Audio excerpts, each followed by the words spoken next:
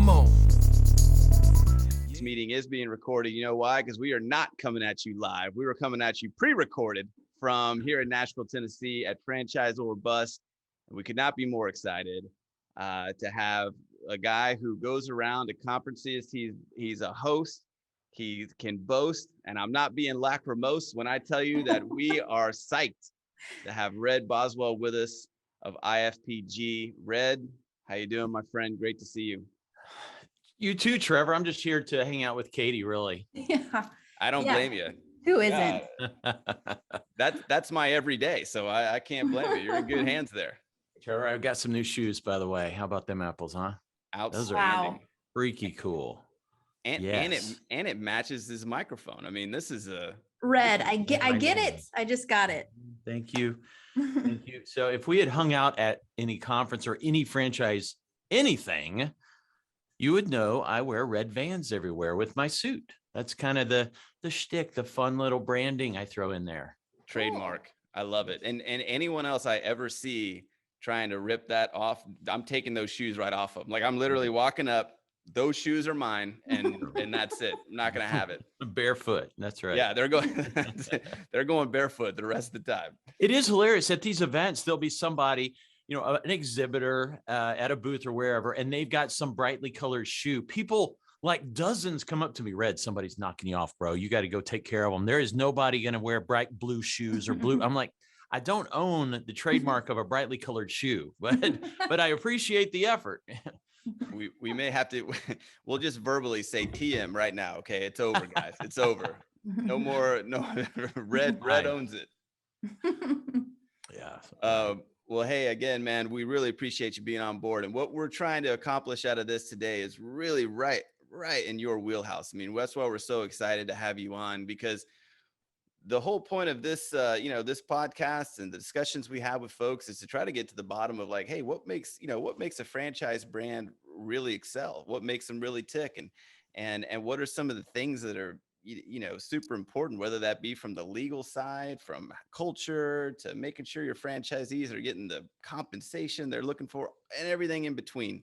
How do they go about accomplishing those things? So why don't you just kind of briefly let everybody know, what you do, what IFPG is involved with, et cetera. And then we'll kind of start digging into, how do franchisors make sure they succeed and not bust.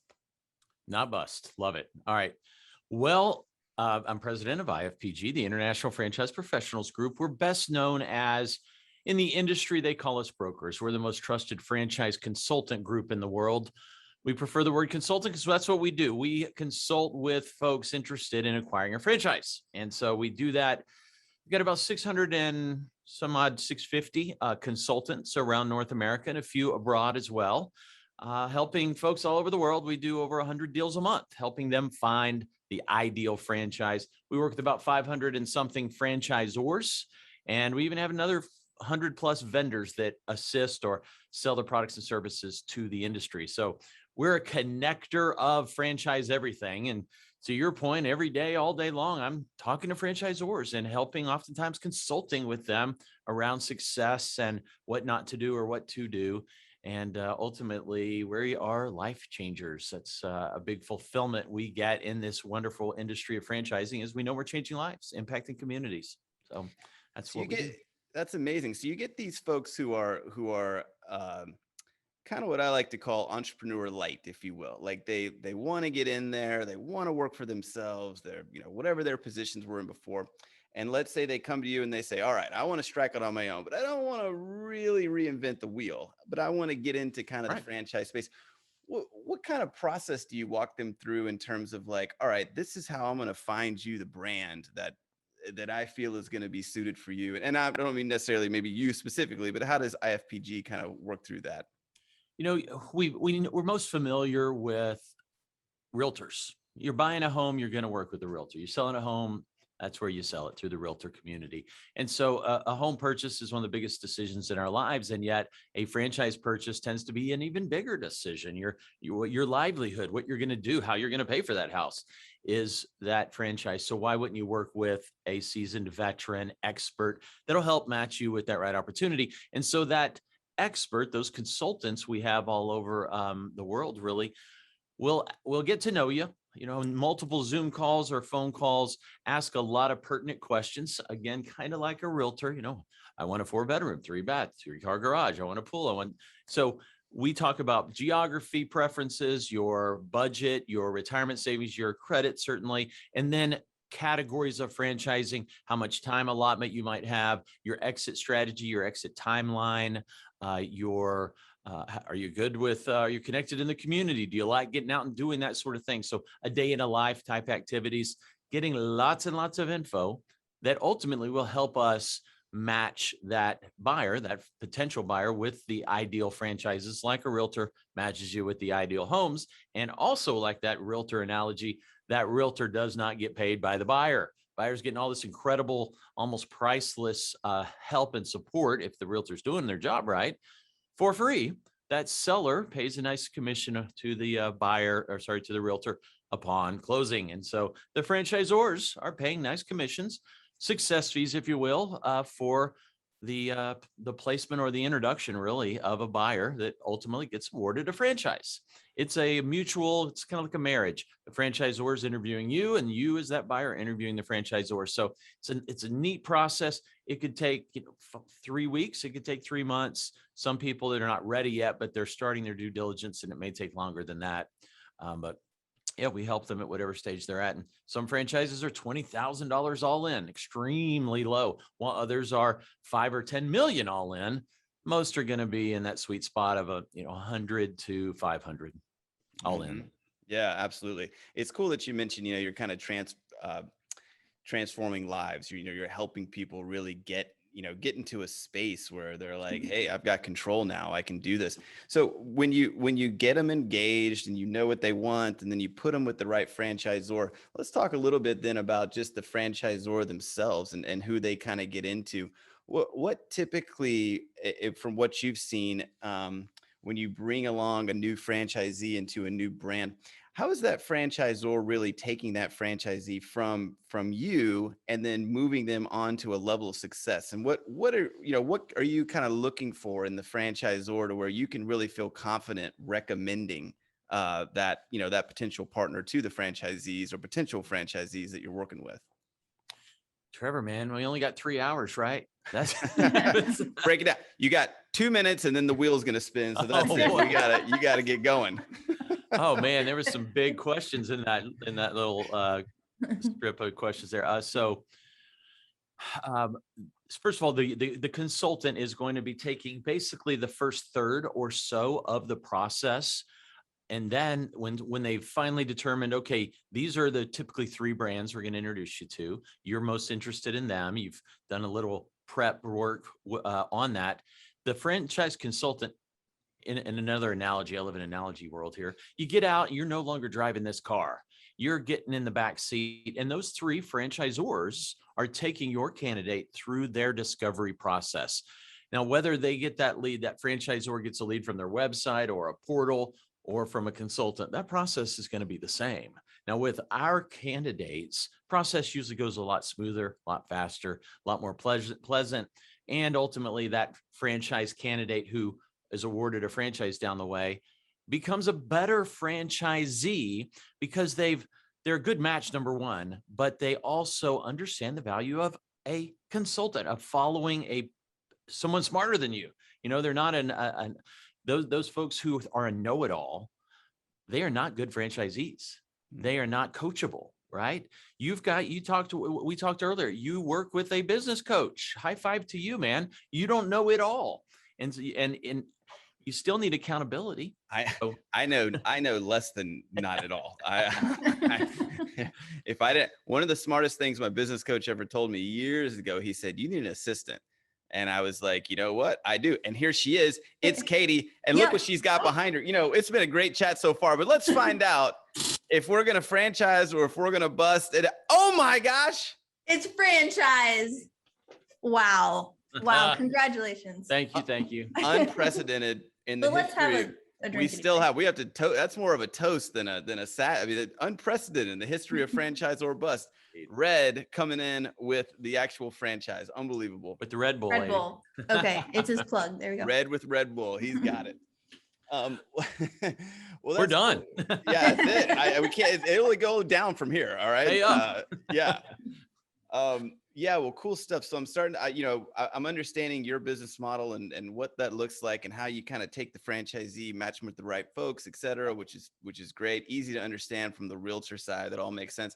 So let's step away from that in a minute. And let's just be objective about the franchise world in general. Okay. And maybe talk, kind of from your experience about franchisors and maybe some of the things that they do to kind of take them from the emerging space to the, kind of the successful space. And, Sure. when we go to conferences, you go to a lot of the same conferences I do, multi-unit, IFA, all these different ones that people in this world attend.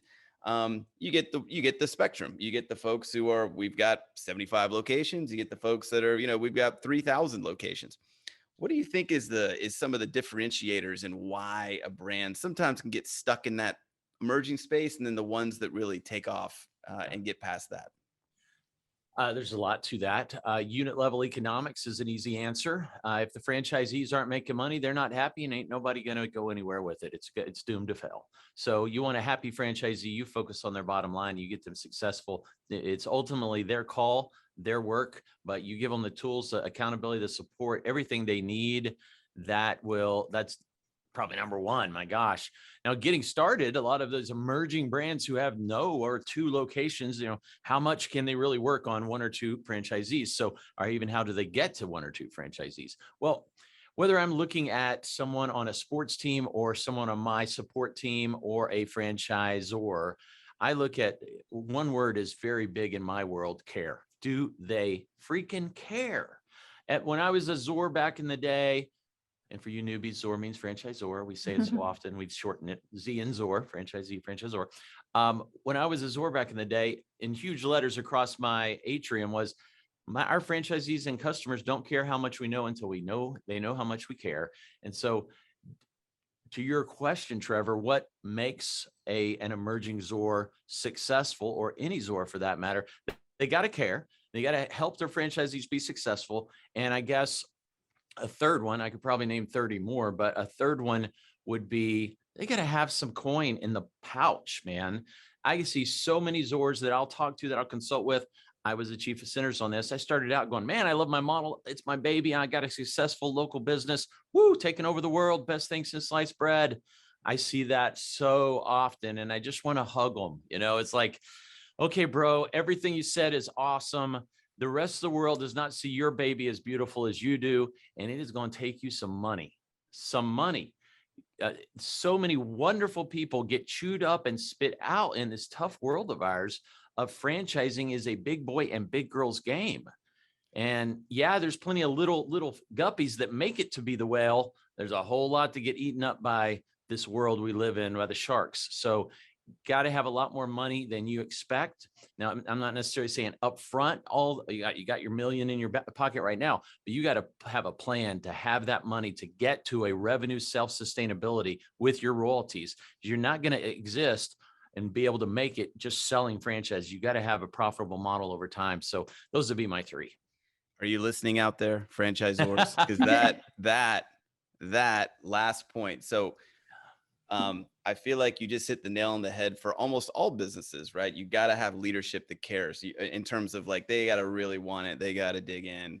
You can't replace hard work. I love that.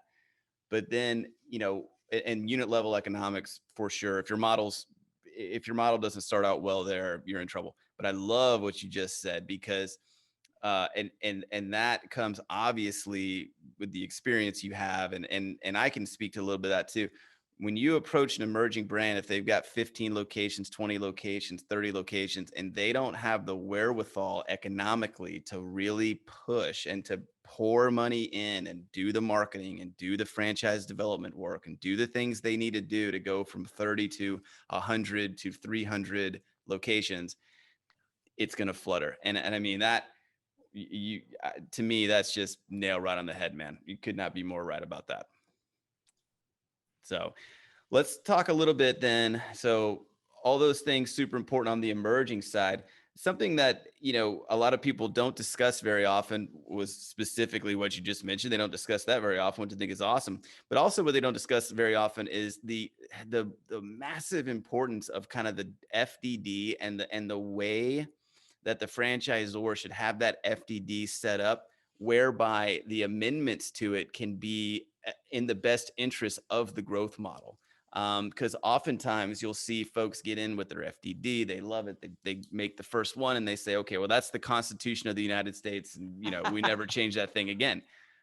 And they kind of find themselves in a bad spot, as they go down the road. So maybe enlighten some of the folks that might watch this a little bit about just, how that document should be kind of living and breathing and why it means so much. So I'm gonna give a kind of a balanced approach to that. Very good topic, Trevor. Is yes, it's sort of like the Constitution of the United States, to your analogy, where we don't change it, but we do change it once a year.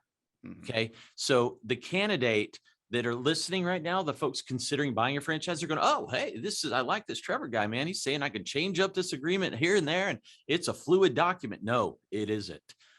So that's not what Trevor was saying. This is not something you can go in and negotiate probably anything in that document. Okay, so just know the document, anything a franchisor changes, here's why, by the way, anything a franchisor changes in their FDD, they then have to disclose to anything of substance, that's money wise or territory size wise, anything of substance. I got to fly in here all of a sudden. So that they would change, they have to disclose to every candidate for the next 3 years in their documents, including states they're registered in. They have to go back and re-register. It's extremely hard on a franchisor if they make any real changes. So yes, it's not a document you want to can really negotiate. On the flip side, to Trevor's point, annually, man, let's continue to improve the model. Let's figure out. I tell you what, I probably have a franchisor every 2 weeks that tells me they watched one of my videos, they heard me speak on this, and they changed something in their document. At least going forward, they plan on changing it. A big one that I'm an evangelist on is your franchise fee. Having your franchise fee too low. I've got a 7-minute video on YouTube. I won't go into all the reasons, but I got about Is that from 2013 also? Probably. Oh, okay. Well, okay. Anyway, go on. Sorry. Yeah. Anyway, franchise fees too low. It's just a big mistake I see a lot of ZORs make. There's so much you got to do to pay with that franchise fee, and frankly, high franchise fees often will help you sell more. So I won't go too deep on that, but there's a lot of things regarding the FDD that franchisors could do better. And so they do need to maximize it and not be afraid to make those updates at the appropriate timeframes to make those updates. Another one would be not treating it as a sales tool. They let their attorney rule their world because they're so scared, and maybe they're intimidated by this wonderful franchise attorney. And attorneys, God love them, I work with them plenty. We have lots of them as members with us, but they are not there to help you sell franchises. At least most of them don't feel that way. They're there to protect you, and they're going to err on the side of extreme protection, which you got to love, but you also got to understand and get to know why they're doing what they're doing, and ask a lot of great questions. And don't be afraid to get a second and third person answering that question, just to make sure you understand why they're doing it, because that should be a sales tool and help you sell franchises, not scare half your candidates away. Something that seems intuitive for probably most franchisors, or anyone that's had a long kind of business acumen, business cycle in their lives, is we got to have legal, right? We were just talking about the FDD and its importance, and like you mentioned, the importance for the franchisor to set up the right things on there, and making sure they've got franchise fees, et cetera, the way they want them. But as you mentioned, on the legal side, it's something that, while they know it's important, it sounds to me like one of the points you're getting to too is that the franchisor should look maybe with equal importance at, okay, especially if they've never done this before, right? Maybe they're an emerging brand, some kind of a new venture. It's important to get this document correct. It's important to have great legal. Don't skimp. Don't pay cheap for your legal. but maybe also look to people who've done it before. Look to a consultant, get some advice. I mean, do you see that kind of in the space you're in, of folks saying, hey, this is our first shot at the FDD. Let's put it in front of somebody. Let's see what they think. What can we do better? Well, number one, if I had a tattoo, it would probably say there's nothing more expensive than a cheap attorney, so. And where would that tattoo be? See, that's what we all, I'll never tell. Okay. Right here. You want to use a franchise attorney, amen. Whether you're a buyer, a candidate looking to buy a franchise, get somebody to evaluate it. Don't get your will and trust attorney, your probate attorney, your neighbor. They're going to tear it up and redline it all over the place. And then the franchisor is going to look at you and maybe just say, yeah, you're not a good fit. Thank you anyway. So get someone who knows franchising, because guess what? Guess who wrote the franchise? Guess who made it? The franchisor. It's their document. It's not a mutual document that you get to carve up. It is their business, their document, and you get to follow their system. Fortunately, their system should make you have a much better life and ultimately kind of wealthy if you're doing it right. So it is a great opportunity. If you follow their system, you are coachable. And one thing that is a little bit of a rabbit chase I got here, but as I've franchised across the globe and helped brands expand across the globe, it blows folks' mind, especially outside the US, but even inside the US, to know that in the US and Canada, we're probably the most regulated countries in the world on franchising. We're capitalists, we're franchising started, and yet we have more regulations that are consumer protection oriented than anywhere else, which is to the consumer, that buyer, that candidate's blessing, that benefit, a protection for them. So it's hard to make a mistake or to get screwed in blunt terms by buying a franchise. There's so much disclosure involved. Talk about the attractiveness for both franchisor and franchisee to get into the multi-unit kind of section. So let's say you're obviously if you're a ZOR, that presents some things that may be good that you could talk about. But if you're a franchisee, maybe you're looking at it like, oh, I'm not so sure. Maybe I just buy one. I don't know. Whoa, what kind of advice would you give kind of at both levels? What's the benefits to the ZOR and what's the benefits to the Z to kind of go into that multi-unit space? Sure. Well, the ZOR's easy, as you know, but let's put it in psychological terms. Would you rather, as a franchisor, would you rather have 500 franchisees that own 500 franchises, one each, or would you rather have 100 franchisees that own 500? It's a whole lot easier to deal with 100 than 500. They're more profitable. They're higher level individual. Let's be real. They're managing a team, and it's just a much better life for the franchisor, typically. On the flip side, that franchisee, man, close to half of all franchise deals that we're responsible for, and we're doing well over 1,000 a year, are multi-unit deals. And at least half of those multi-units, so half the deals we do are multi-unit deals, and half of the people that do those multi-unit deals didn't plan to. They did not come into the process thinking, I'm going for a 3-pack of whatever. They're looking at a franchise and then they start falling in love with it, but also realizing, my gosh, it's about as easy to do one as it is to do 3, or vice versa. I'm financially qualified. They say the average net income per location is 180.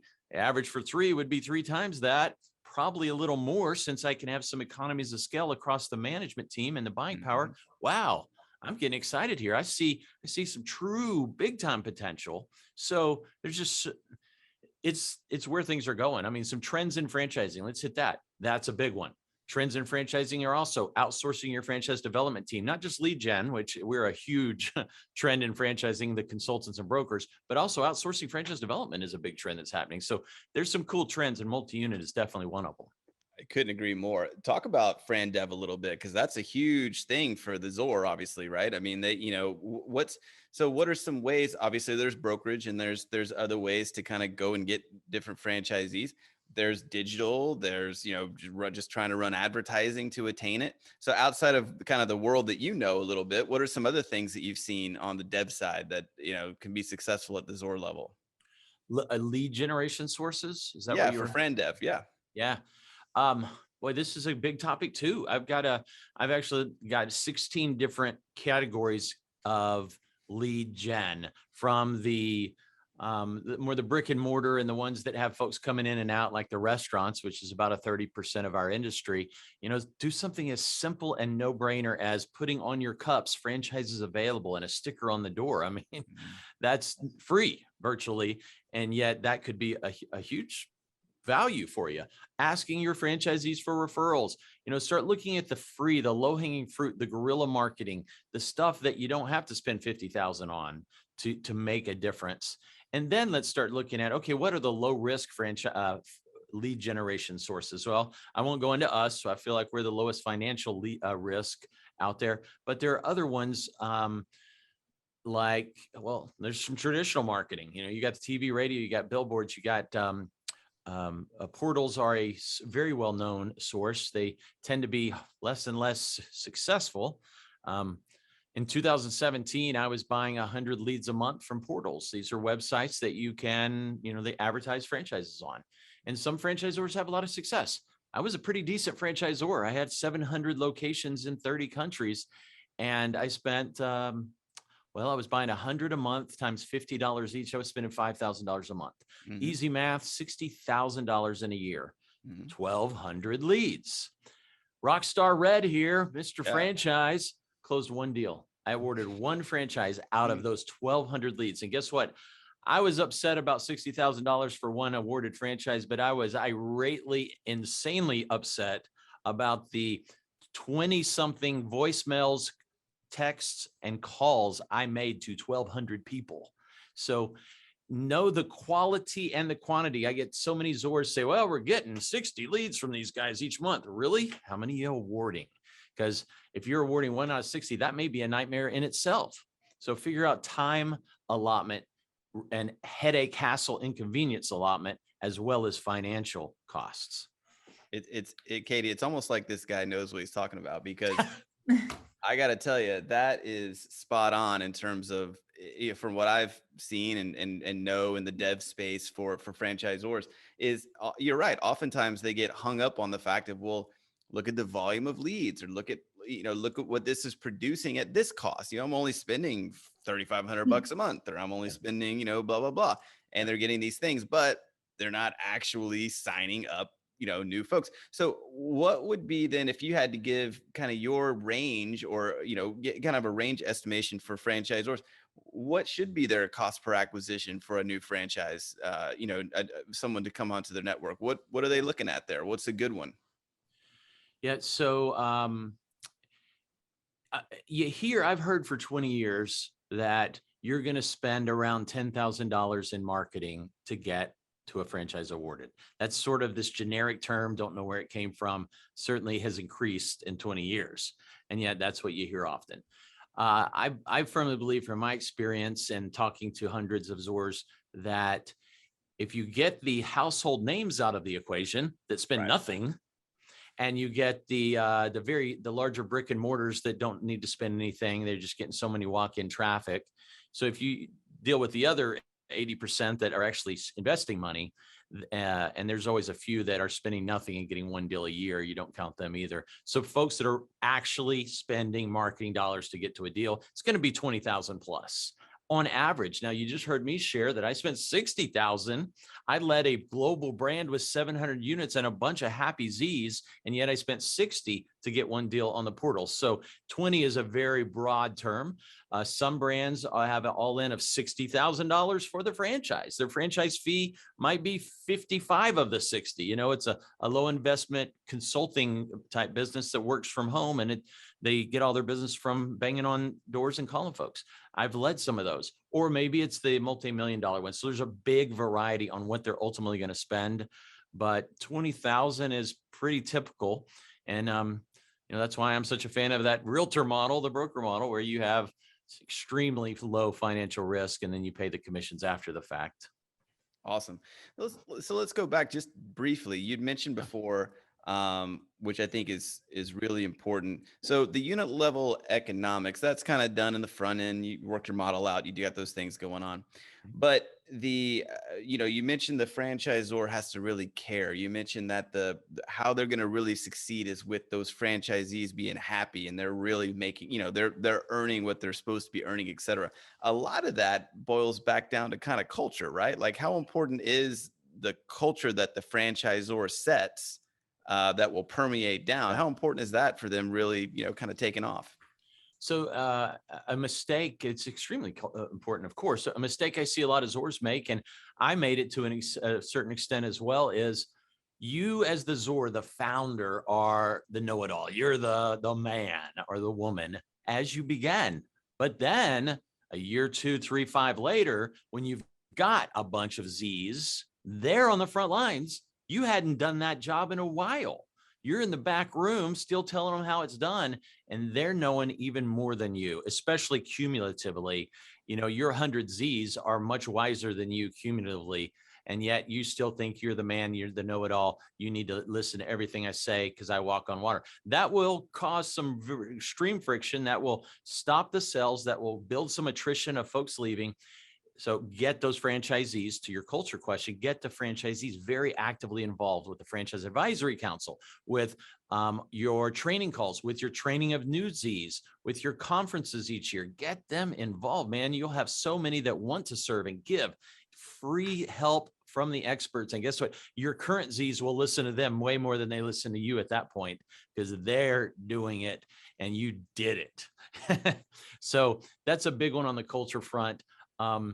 Going back to they don't care how much you know till they know how much you care. That's a piece of the culture.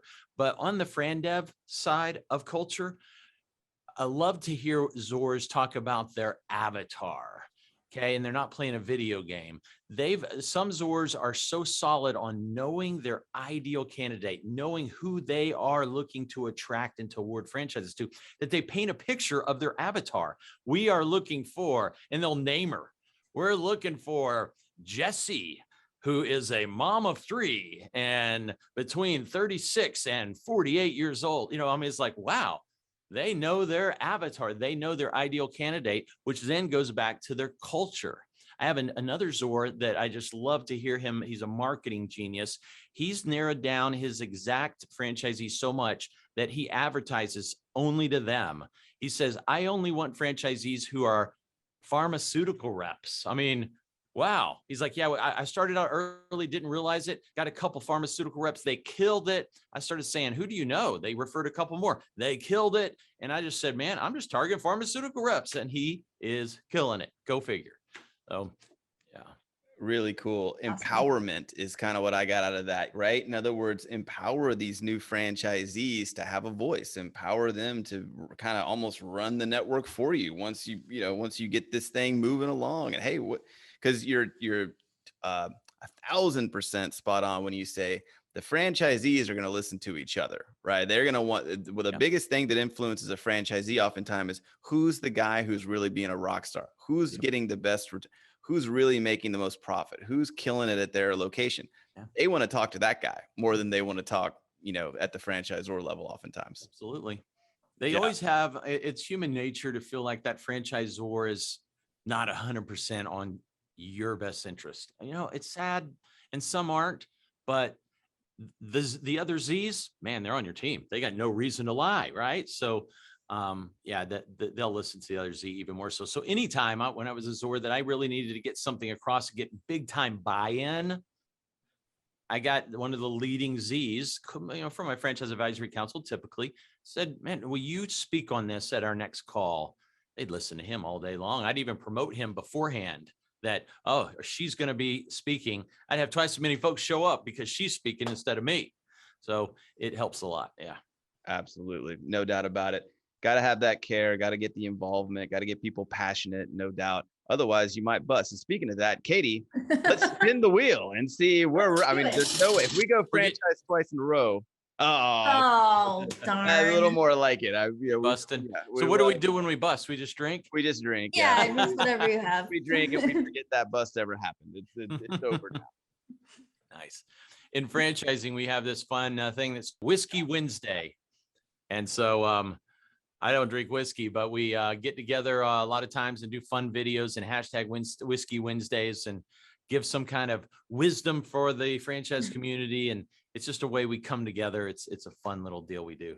Well, Cool. listen, I do drink whiskey, so include me. I'm in. I can give all kind of it. It may not even be about franchising. I'll just give amazing advice about, or maybe I could just do a dance or something, and people can see that and Join be in, impressed. yeah. You'll lose all your subscribers real quick. Yeah, immediately.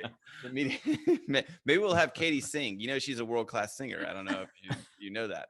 Oh, I believe it. Yeah. He's always Wow. trying to get me to sing the national anthem before meetings. It just doesn't sit well with me. I don't know. That's right. That's how we want to kick it off. You do it before a franchisor convention, maybe. I think IFA San Diego. Where y'all located anyway?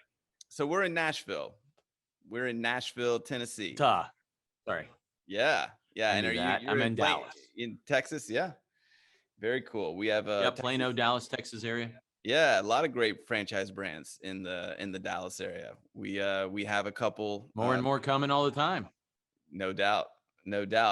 Well, Red, man, this has been an amazing about 30, 40 minutes or so. We could go on for, especially with you. You're a wealth of knowledge.